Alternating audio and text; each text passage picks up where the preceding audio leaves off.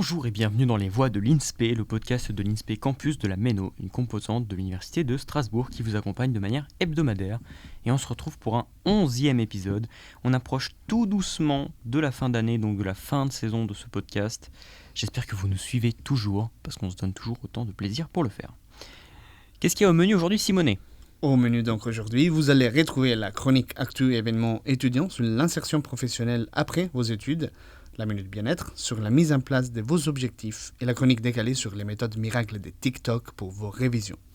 Mais pour commencer, le sujet principal de cette semaine porte sur un projet de jeu vivant qui a été initié dans un cours de master médiation et communication scientifique de l'INSPE.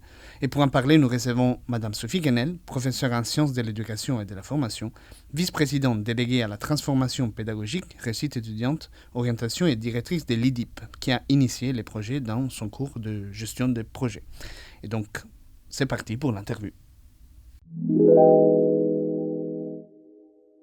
Bonjour Madame Guenel, et merci déjà d'avoir accepté notre invitation.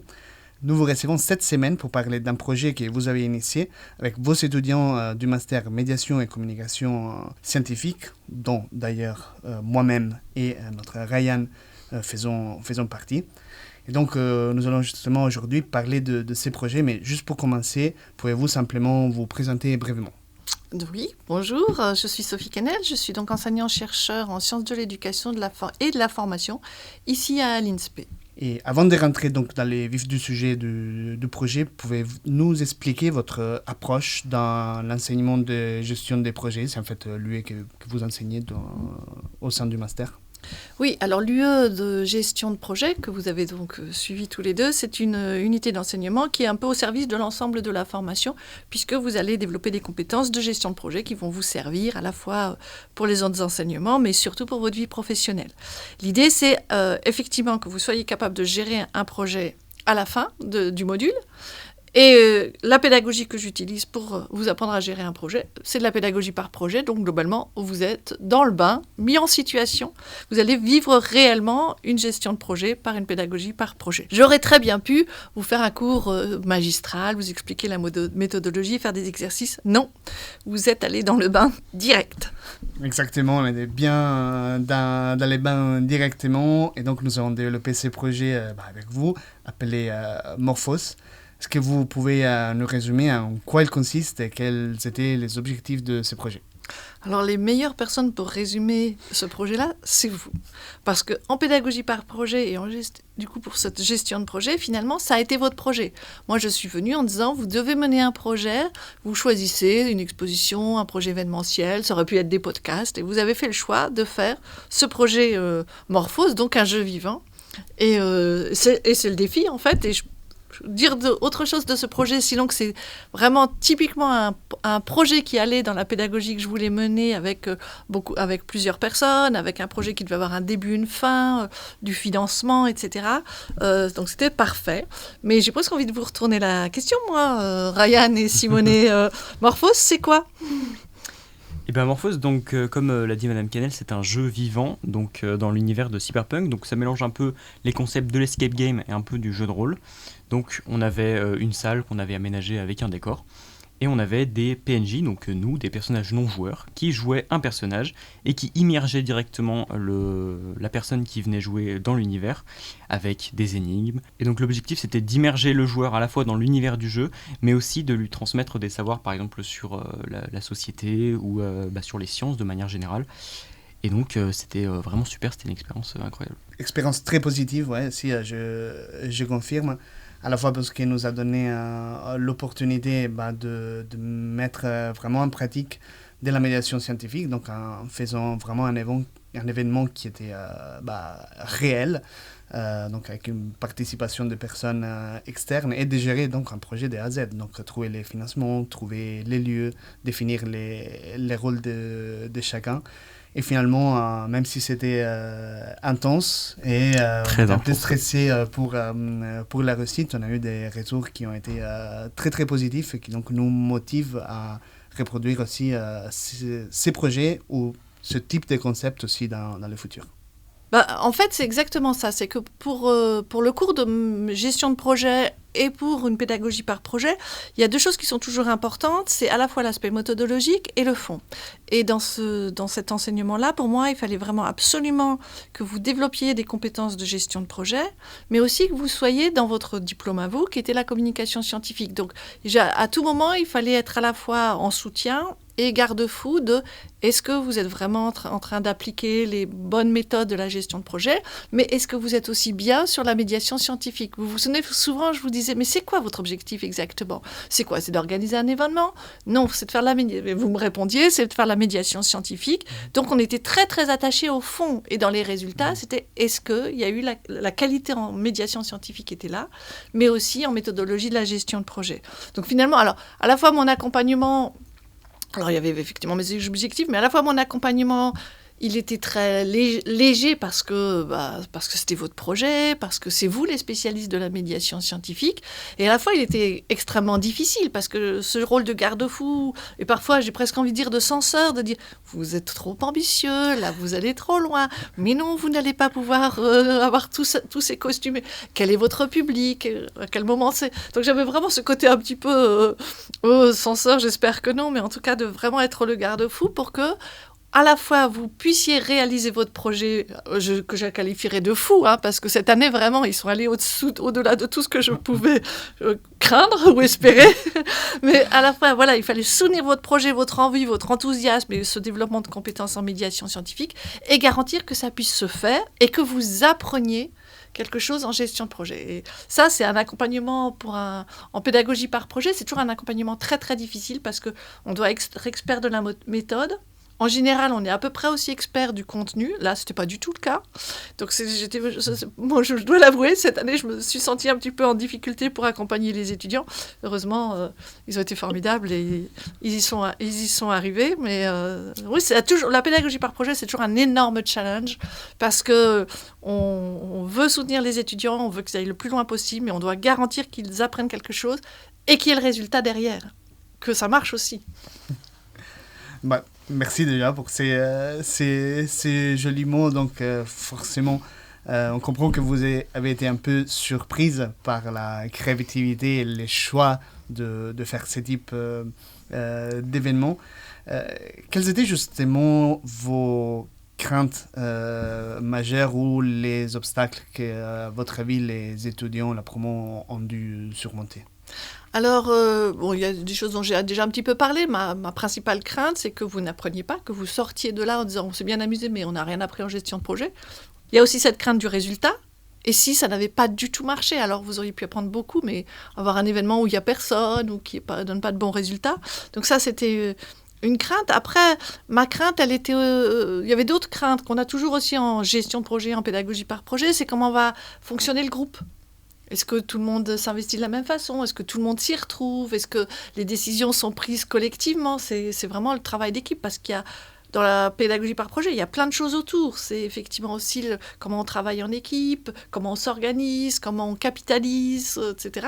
Donc, j'avais effectivement quelques craintes sur comment vous alliez fonctionner en groupe parce que cette année, vous avez décidé, je ne sais plus, vous étiez 12, je crois, vous êtes 12 ou 11, 12 personnes sur un même projet. Mais moi, je fais beaucoup de gestion de projet dans ma vie.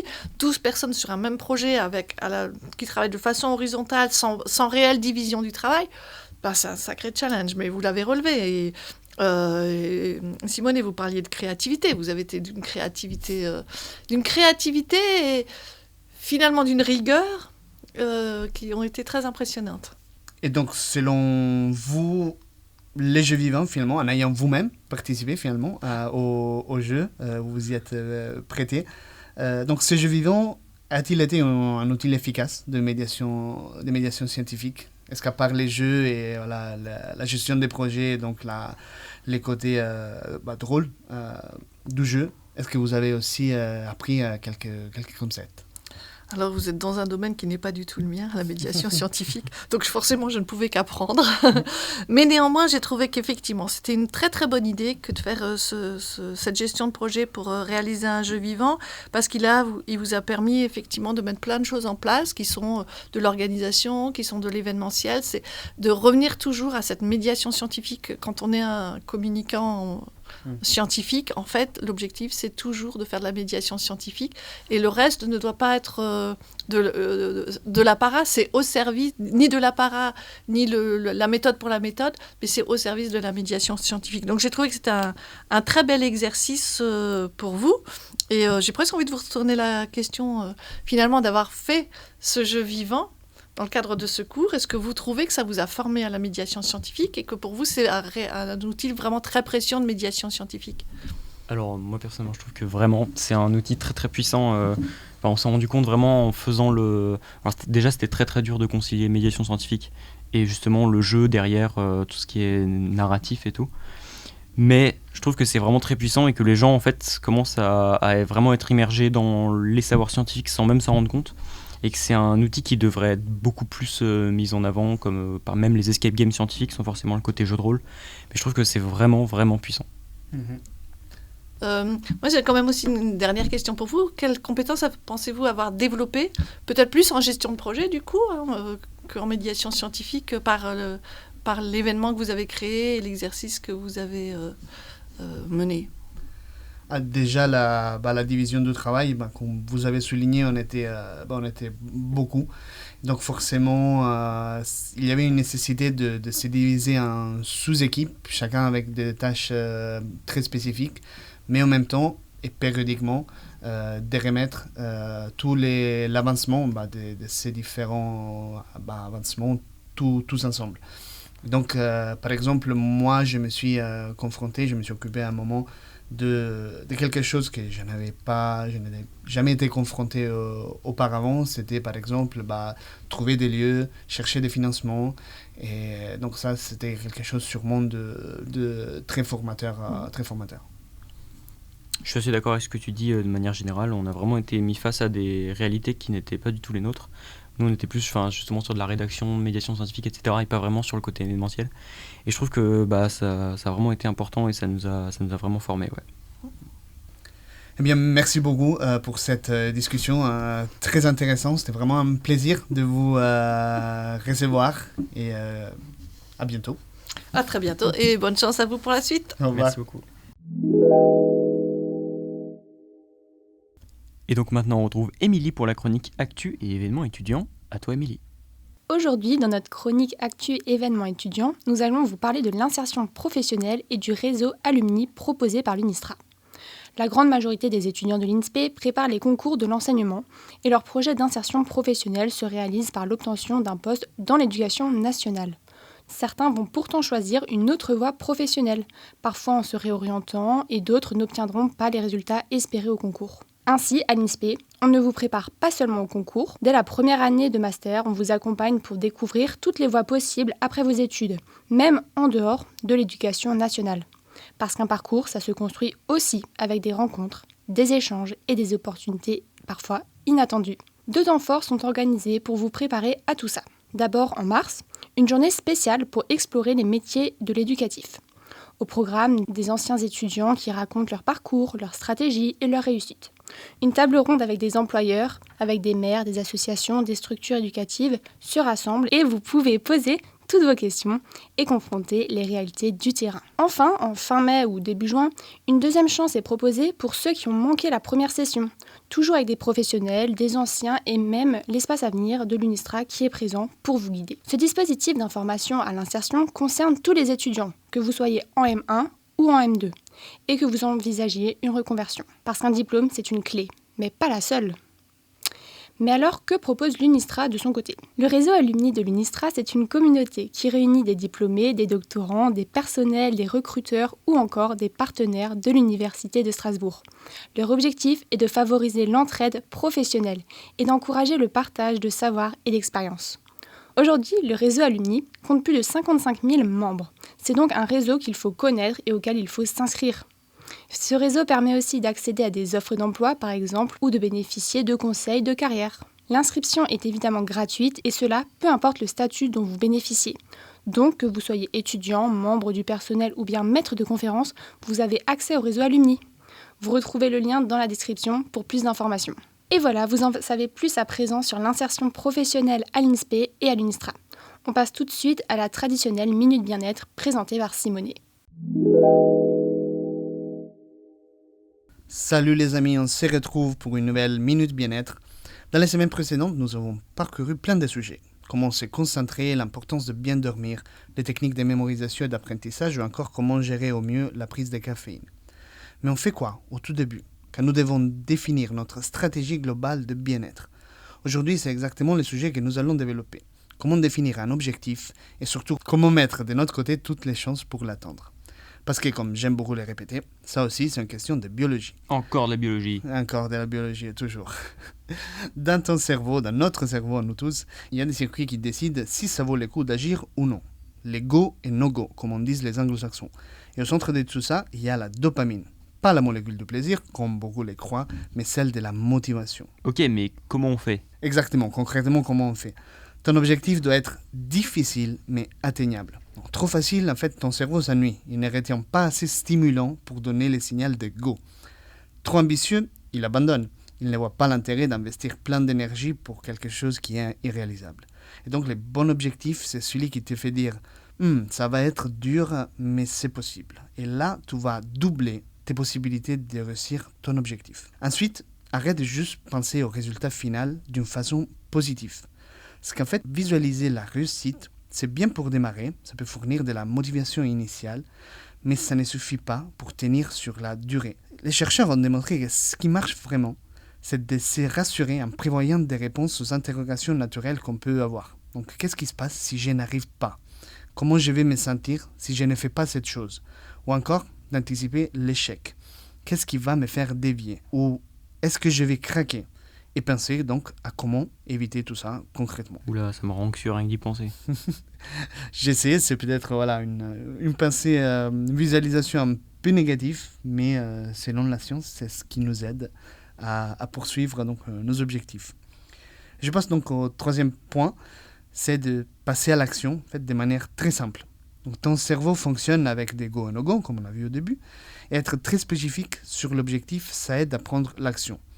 Donc, ne te dis pas, je vais être en forme. Dis-toi, je vais faire 30 minutes de sport demain matin. Ou, je ne vais pas prendre ce troisième cookie. Plus c'est concret, plus ça marche. Je prends ta part pour le cookie, t'inquiète. Je t'en prie. Et quatrième point, c'est quelque chose que nous avions déjà vu. Utilise ta vision et les outils pour améliorer ta concentration. Comme par exemple, fixer un point devant toi littéralement pendant 30 secondes avant de te remettre au travail. Ça active ton système d'attention, augmente ton niveau d'activation et te met en mode action. C'est simple, mais ça change tout. Et enfin, mesure tes progrès. Pas tous les jours, mais disons environ une fois par semaine. Fais un état de ton avancement. Ton cerveau a besoin de sentir qu'il avance, même lentement, pour rester motivé. C'est ça qui maintient en fait la dopamine. Et donc, si on résume ça simplement, un objectif clair, difficile mais pas impossible, des actions concrètes, anticiper les obstacles, te mettre physiquement en mode focus et vérifier régulièrement ta progression. C'est peut-être pas très sexy, mais c'est exactement comme ça que le cerveau fonctionne. Et si tu joues avec ces règles, il devient ton meilleur allié. Merci encore une fois pour votre écoute et maintenant allons un peu nous détendre avec la chronique décalée. Et oui, et dans cette chronique décalée d'aujourd'hui, on va encore parler de révision, comme dans la Minute Bien-être que vous venez d'écouter. Et là, on va parler des méthodes miracles de TikTok. Alors, je ne sais pas si ça vous arrive aussi, mais moi, quand j'ai un devoir à rendre ou des révisions super urgentes, j'ai envie de faire tout plein d'autres trucs qui n'ont rien à voir et que souvent, je n'aurais jamais fait en dehors de ce contexte. Avec un ami, on avait même un jeu avant chaque examen, le QTF-PPR. Oh là, sacré acronyme, qu'est-ce que ça veut dire ça? Qu'est-ce que tu fais pour pas réviser? Celui qui avait l'activité la plus incongrue gagnait.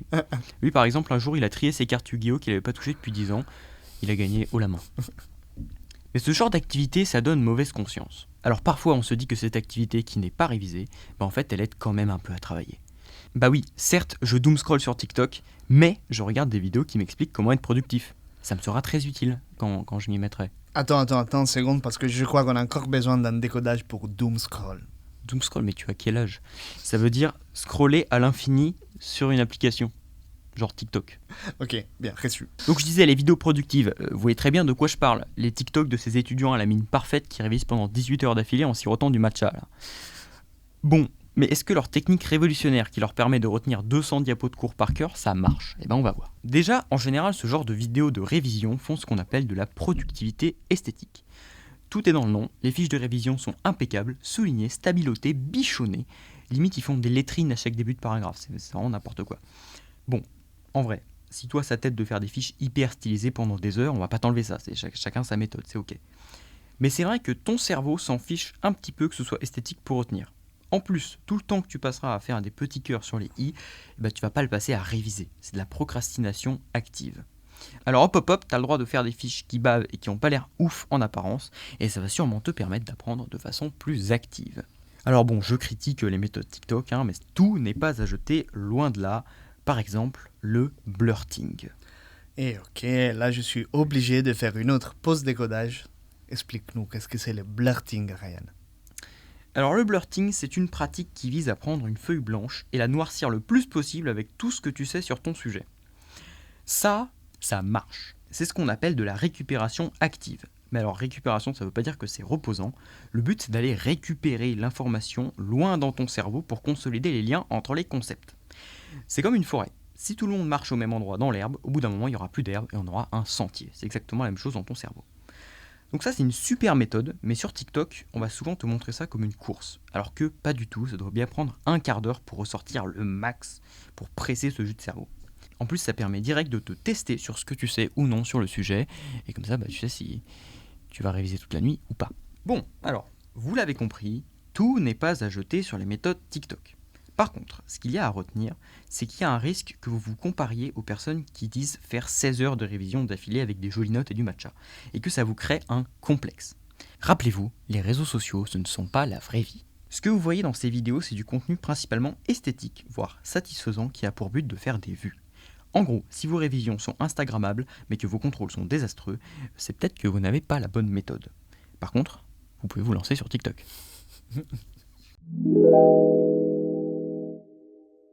Et voilà les amis, c'est tout pour cet épisode de notre podcast Les Voix de l'INSP. Merci d'avoir passé ces quelques minutes avec nous. Et bon, vous l'avez compris, ces podcasts, c'est un espace pour parler de la vie étudiante du campus et de ce qui se passe vraiment, des projets, des initiatives pédagogiques. Si cet épisode t'a plu, n'hésite pas à t'abonner à la chaîne L'Atelier de l'INSP sur YouTube, à la chaîne Pod et à nos réseaux sociaux Instagram, Facebook et LinkedIn pour ne pas rater les prochains épisodes. Tous les liens sont comme d'habitude dans la description. Et surtout, ce podcast est aussi le vôtre. Si vous avez une idée de sujet, un projet à présenter, une initiative à partager ou juste envie de prendre le micro, contactez-nous parce qu'il ne reste pas beaucoup d'épisodes. On se retrouve très bientôt dans les Voix de l'INSP. Ciao. Ciao, ciao. Au revoir.